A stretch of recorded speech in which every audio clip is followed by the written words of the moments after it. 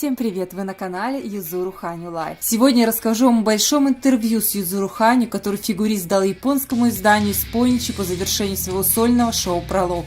После окончания пролога у вас покатились слезы.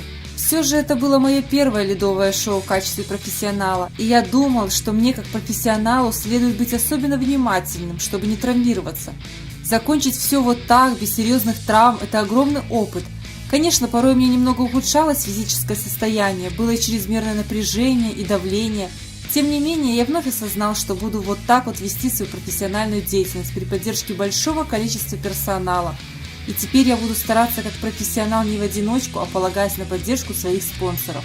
Сегодня зал снова был переполнен. Что вы испытывали, увидев это? По правде говоря, я думал об этом и на чемпионате Японии в 2021 году.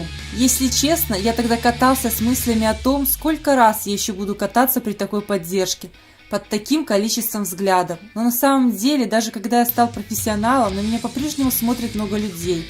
Даже из недоступных моему зрению мест люди смотрят в прямом эфире, по телевизору. Так что, как бы сказать, мне улыбнулась удача фигурного катания.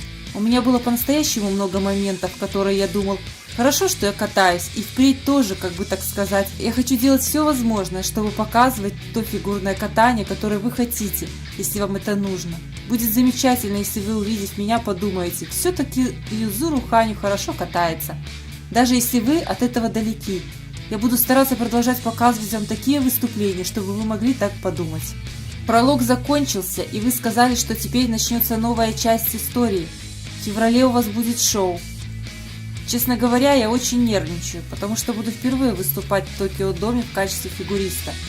Много персонала помогало мне с организацией, чтобы я мог зайти так далеко. И сам я много размышлял об организации, и я намерен и дальше самостоятельно создавать историю, писать повествования и выполнять подобного рода работу. В отличие от обычных ледовых шоу, у меня в основу заложена история. Это что-то вроде книжки с картинками, в которой помещены все мои программы, несущие определенный смысл. Я думаю, что буду кататься, чувствуя, что вы пришли оценить эту историю. Надеюсь, вы будете с нетерпением ждать этого. Испытывали ли вы чувство облегчения в последний день шоу? Я старался изо всех сил, от начала и до конца. Конечно, у меня была мысль, что это последний день, но именно потому, что он последний, я должен был выкладываться полностью, сохраняя при этом физические силы вплоть до самого конца. Я думаю, только мне известен этот баланс. Это было очень тяжелое шоу, но я смог выступить без серьезных ошибок и приземлить все прыжки. Может быть, я говорю с соревновательной точки зрения, на то, что я смог откатать без ошибок и приземлить все прыжки, подарила мне уверенность и чувство выполненного долга, что я показал хорошее выступление. Дают ли я себе знать 1,5 часа выступления в прологе?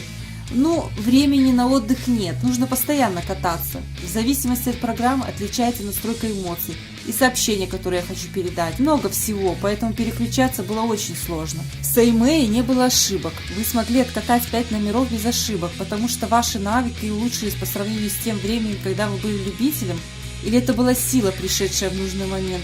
Но если честно, это было сложнее, чем кататься каждый день произвольную. Конечно, если говорить о количестве четвертных, то их намного меньше, чем в обычной произвольной. Конечно, тройных акселей, восстановление Бильмана, я делаю это, эксплуатируя свое тело. В этом смысле у меня есть чувство, что я просто стал физически сильнее. Конечно, если бы я чуть-чуть ослабил бдительность, выступление бы развалилось. Я считаю, что я психологически вырос, раз смог остаться в напряжении 1,5 часа. Даже больше, если считать промежуток между тренировками и выступлением. В Токио Доме вы тоже будете делать все в одиночку. Каким был 27-летний возраст? Как вы хотите прожить 28-й год? Для начала в Токио Доме я планирую выступать один. Постановка будет сложнее, будет использоваться больше разных технологий. Я хотел бы сделать это не шоу, а катанием, историей, которой вы могли бы наслаждаться с новыми ощущениями. Чтобы даже в перерывах было не видео, а что-то, чем вы сможете наслаждаться, как постановкой, как историей. Я и впредь буду делать ледовые шоу вроде пролога. Я планирую участвовать в различных других шоу. Я хотел бы постепенно развивать новое шоу, более продвинутые, чем существующее. Я хочу сделать еще больше. В Токио Доме я хочу показать совершенно другой взгляд на фигурное катание. Но 27-й год стал настоящим поворотным моментом для меня. В 27 лет я решил стать профессионалом и сейчас побывал в первом шоу-туре в качестве профессионала.